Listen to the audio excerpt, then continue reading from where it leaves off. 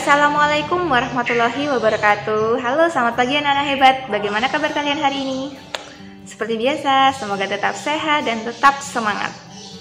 Nah, hari ini kita akan belajar tema 7, subtema 2, pembelajaran 5 dan pembelajaran ke-6. Adapun materi yang kita pelajari hari ini, yang pertama yaitu bahasa Indonesia tentang metode berpidato dan seni budaya tentang mengenal unsur-unsur tari. Yang pertama, Bu Dewi akan menjelaskan dulu unsur-unsur tari. Setiap tarian pasti mempunyai unsur-unsur yang mendukung dari suatu tarian tersebut. Nah, ada berapakah unsur-unsur tari? Unsur-unsur tari yaitu dibedakan menjadi dua jenis. Yang pertama ada unsur utama tari, dan yang kedua adalah unsur tambahan tari.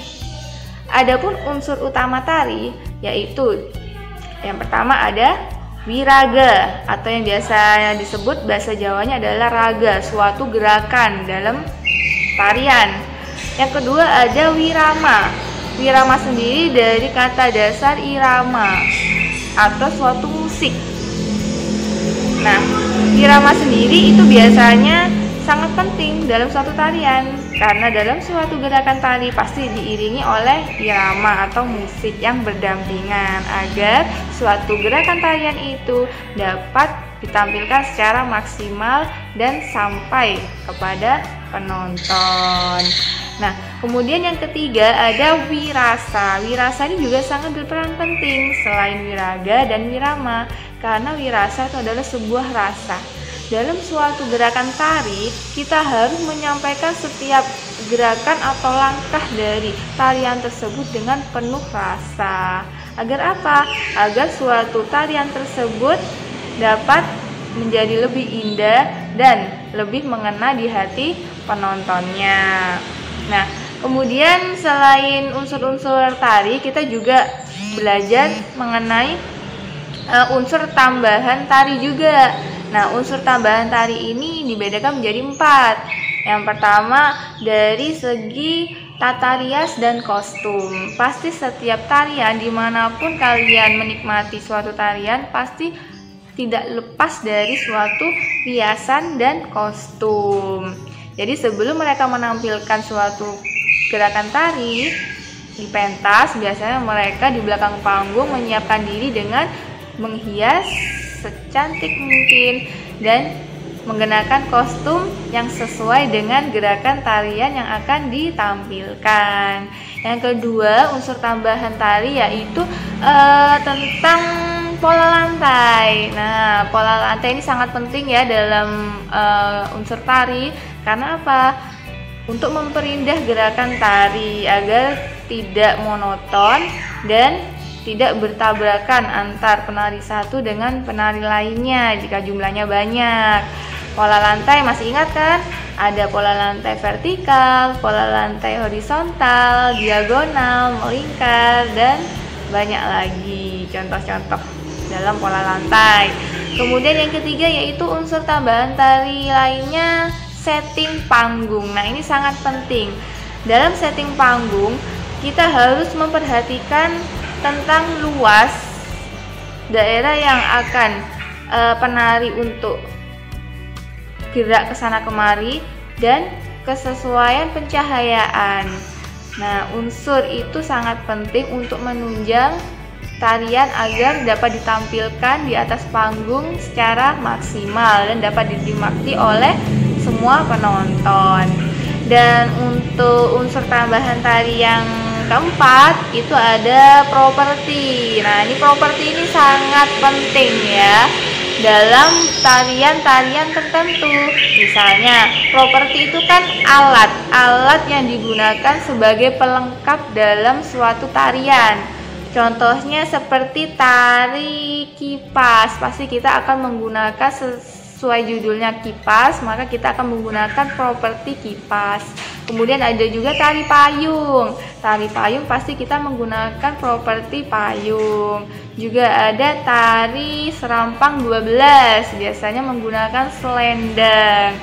Kemudian ada juga yang penari lelakinya menggunakan sarung. Dan banyak lagi properti-properti yang digunakan untuk mendukung suatu tarian tersebut agar tampak lebih indah dan mengena di hati penonton. Nah, untuk mengenal lebih dalam materi kali ini, yuk kita simak video pembelajaran berikut ini. Selamat menyaksikan. Nah, sekarang kita akan belajar tema 7, subtema 2, pembelajaran 5 dan 6. Adapun pembelajaran yang kita pelajari hari ini yaitu pembelajaran 5, pengetahuannya yaitu seni budaya KD 3.3 tentang unsur-unsur tari. Yang kedua, bahasa Indonesia KD 3.3 tentang metode berpidato. Sedangkan untuk pembelajaran ke-6, pengetahuannya seni budaya KD 3.3 yaitu mengidentifikasi tari berpasangan.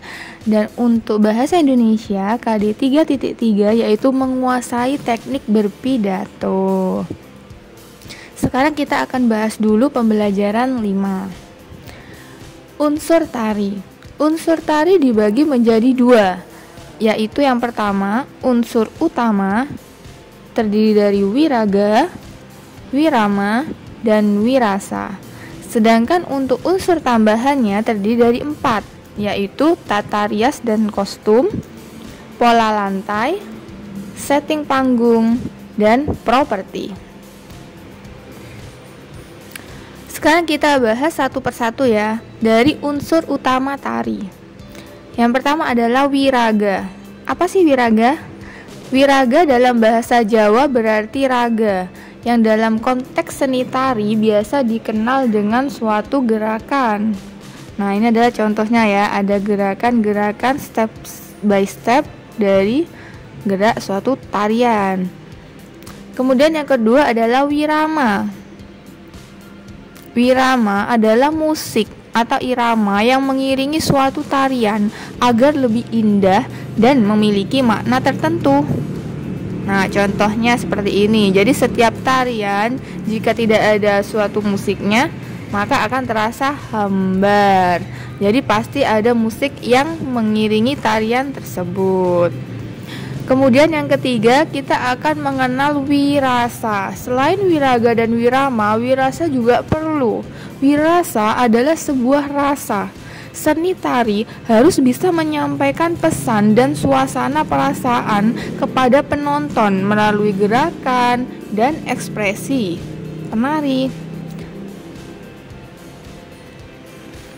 Jadi setiap gerakan itu harus disertai dengan rasa agar suatu gerakan tarian itu dapat tersampaikan kepada penonton.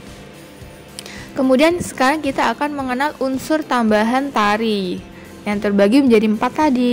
Yang pertama tentang tata rias dan kostum.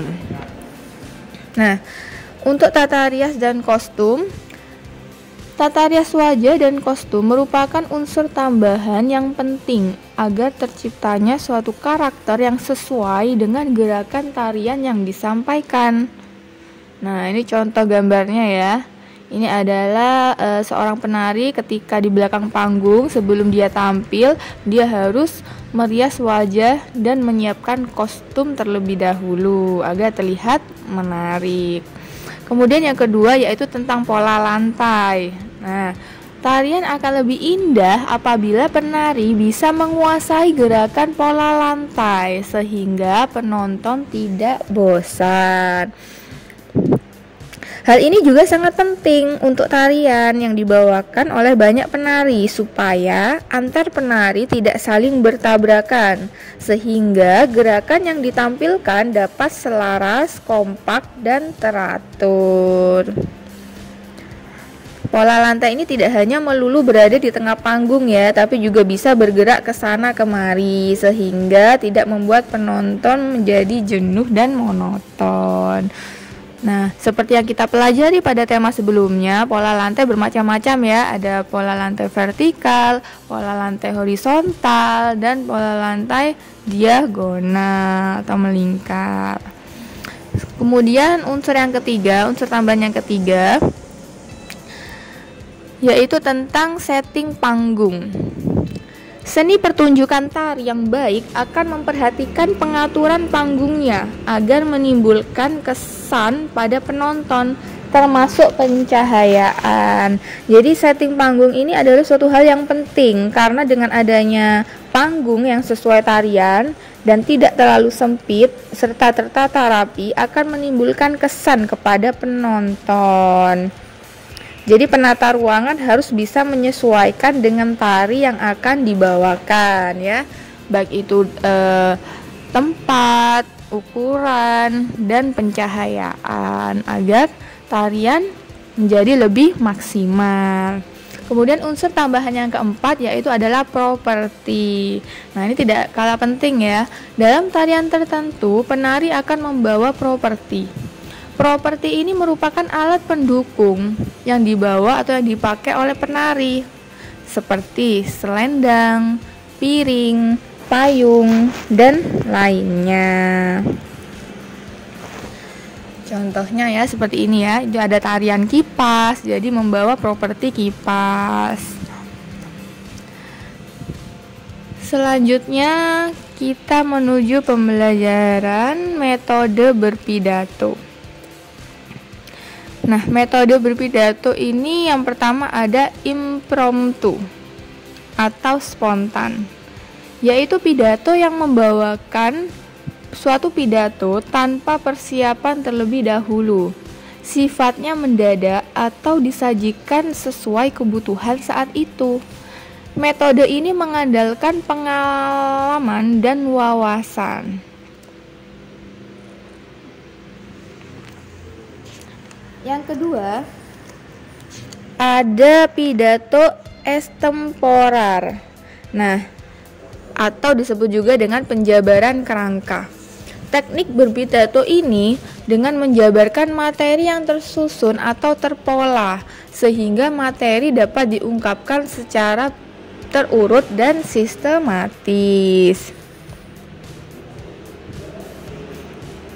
Contohnya seperti gambar yang Ibu tampilkan ya.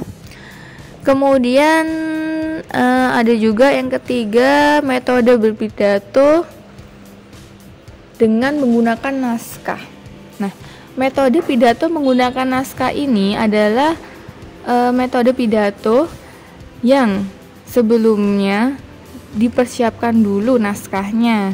Metode ini biasanya digunakan dalam pidato resmi, di mana setiap pembicara selalu membawa naskah yang disiapkan dengan baik sebelumnya. Kelebihan metode naskah ini yaitu pidato terencana dengan baik, lengkap, dan sistematis. Sedangkan kelemahannya yaitu terkesan membosankan karena selalu melihat naskah. Contohnya biasanya adalah pidato-pidato resmi yang dibawa oleh Bapak Presiden atau pidato resmi lainnya ya. Kemudian yang selanjutnya ada metode berpidato menghafal atau tanpa teks. Nah, metode ini yaitu menghafal suatu rencana pidato yang telah dibuat sebelumnya. Kelebihan metode ini yaitu melatih daya ingat dan tersusun secara sistematis. Untuk kelebihan metode menghafal ini, bila terjadi lupa akan mempengaruhi isi dari suatu pidato tersebut.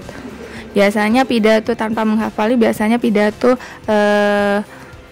yang disampaikan Bapak RT, Bapak RW di lingkungan sekitar kita yang terjadi secara langsung tanpa menggunakan teks. Nah, sekarang kita akan menguasai teknik berpidato. Ada beberapa poin penting dalam menguasai teknik berpidato. Yang pertama, menata materi dulu dengan urut. Yang kedua, dapat memakai bahasa yang mudah dipahami. Yang ketiga, menggunakan contoh atau ilustrasi pada konsep yang abstrak. Yang keempat, menghindari kata yang meragukan dan ambigu. Ambigu itu artinya bermakna ganda ya. Kemudian, memberikan penekanan dengan membuat variasi dalam gaya berpidato. Yang keenam, memberikan ikhtisar yang penting. baik di tengah maupun akhir pidato. Yang ketujuh, lafal, intonasi, dan nada yang digunakan harus sesuai dengan kebutuhan materi. Yang kedelapan, memperhatikan sikap agar sesuai materi pidato dan suasana penonton. Yang kesembilan, membuat dan mengajukan pertanyaan untuk mengetahui pemahaman pendengar, minat pendengar, atau sikap pendengar jika diperlukan. Yang ke-10, dapat mengatur volume suara dan kecepatan bicara sesuai dengan materi. Dan yang 11, menggunakan bahasa tubuh yang mendukung komunikasi dengan para pendengar. Sekian video pembelajaran kali ini. Terima kasih, jaga kesehatan, kebersihan, dan tetap semangat belajarnya. Wassalamualaikum warahmatullahi wabarakatuh. Sampai jumpa.